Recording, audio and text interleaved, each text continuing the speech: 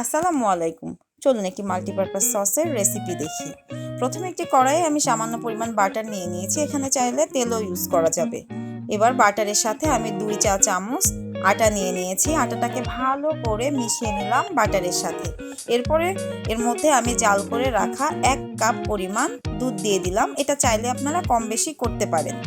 এখানে হালকা হাতে নাড়তে হবে। নাড়ার এক পর্যায়ে এটা হালকা ঘন হয়ে এলে এর মধ্যে আমি সামান্য পরিমাণ কুচি করে রাখা কাঁচামরিচ মিশিয়ে দিলাম জাস্ট ফর সেন্ট। এটাতে আপনারা চিলি ফ্লেক্সও ব্যবহার করতে পারেন। এটা যখন ঘন হয়ে আসছে এক পর্যায়ে আমি এটার মধ্যে টমেটো সস এবং সুইট চিলি সস এই দুইটাকে মিক্সড করে নিব।